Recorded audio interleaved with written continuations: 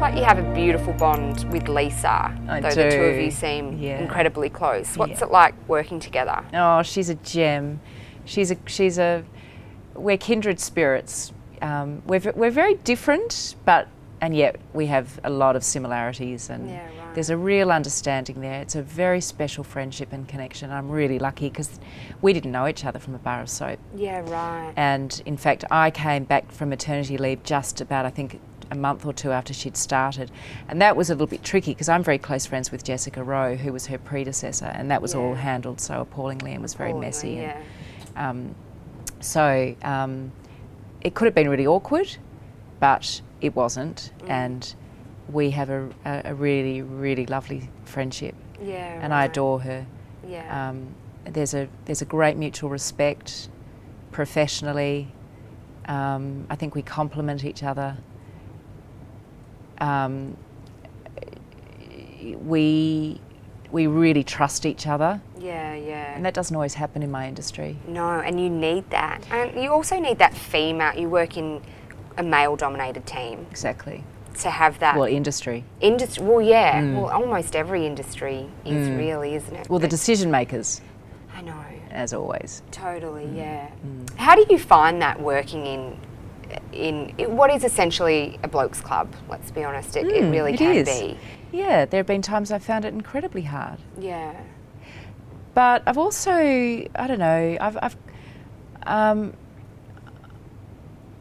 I've also not let it get in the way, if that makes sense. Yeah. You know, there's always more than one way to skin a cat. Yeah. There's always more than one route to take. Do you know what I mean? Yeah. So when I have hit that, and I have, I've always thought to myself, whether it be, you know, lying in bed that night or mulling over it driving home, I've thought to myself, okay, well, you can outsmart them. Find a different way. Yeah. And I kind of have. Great.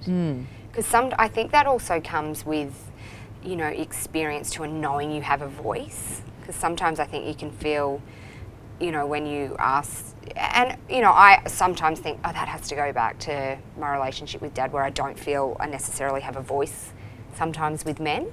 And then so when I've got male bosses, now I think, oh my God, I would never put up with what I put up with even a couple of years ago. I think the more experience you get and the more of those awkward conversations and knowing your worth makes it a little bit easier. Yeah.